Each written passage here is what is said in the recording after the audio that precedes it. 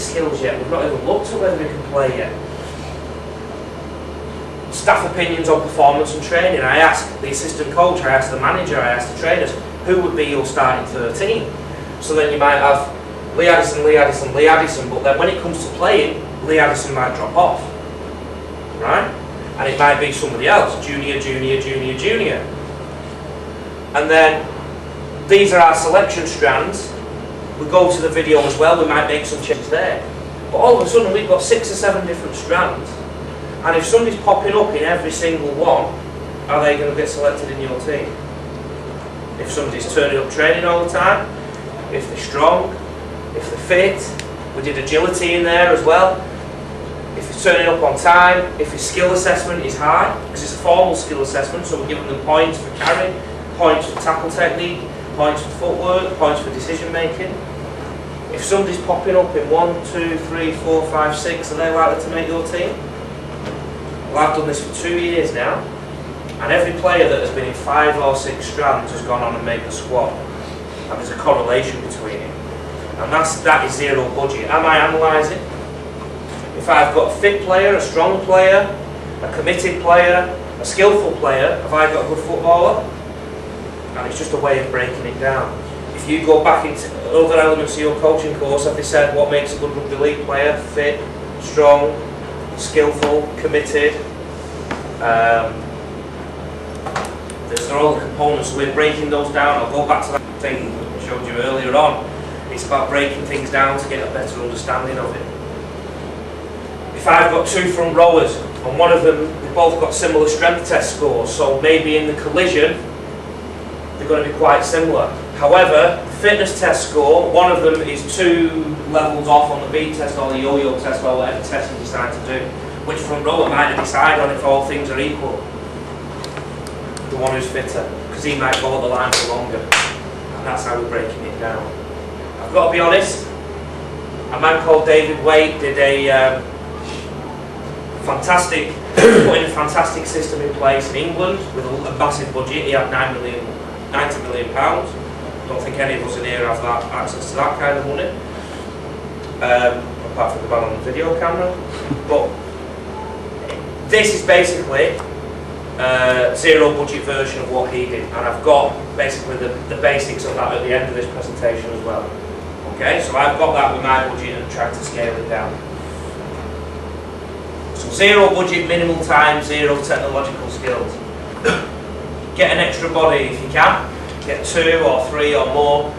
And try and borrow somebody's camcorder. Example of that in a bit. Who reckons they can borrow somebody's camcorder for one training session or one game? We can all do it at least once, can't we? Write things down. Some of you have noticed scribbling things down already. Do it in a game. Your memory will only store certain things during a game. Especially if you get pumped up during a game and somebody really winds you up. At half time you're just going to go on about that because you're emotional. So if you can write things down, write down some key points, that will help you at half time. Just take 10 seconds, open your book and go shh. And then you might find the first thing that you've written was maybe not an issue at the end of the half, but your players have still got to learn from it.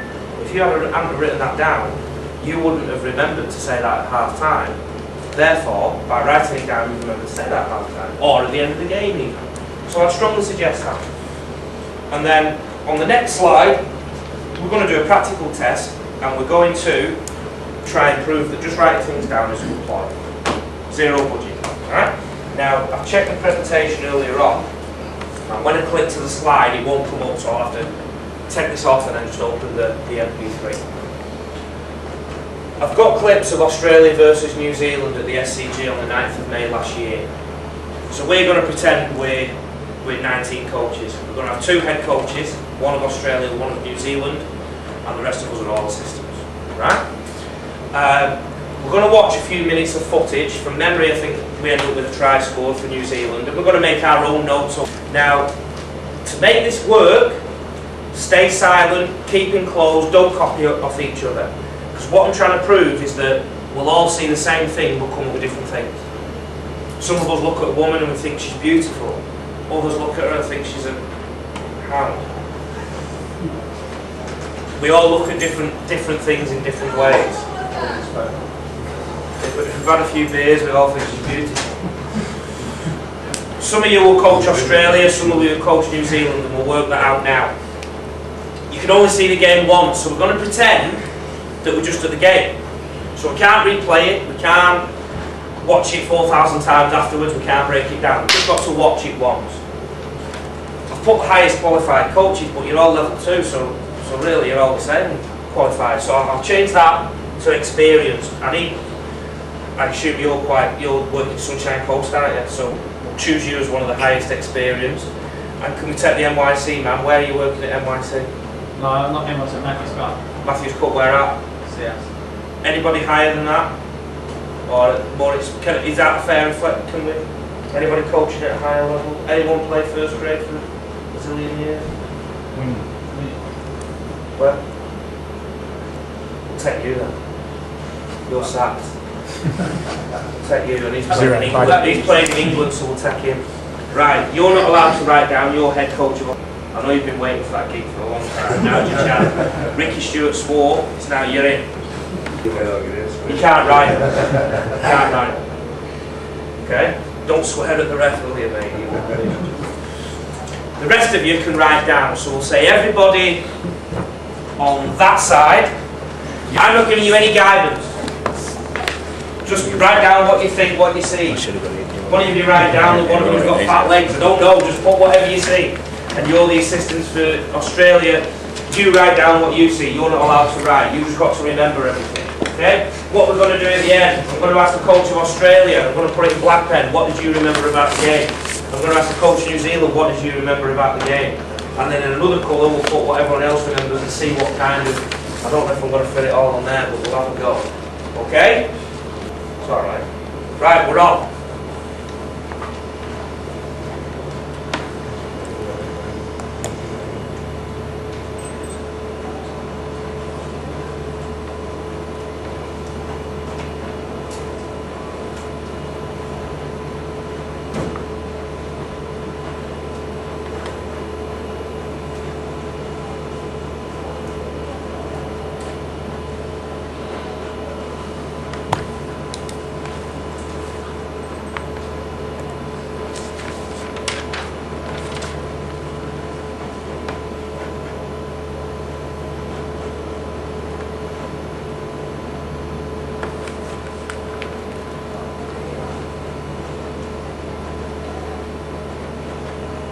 Started swearing.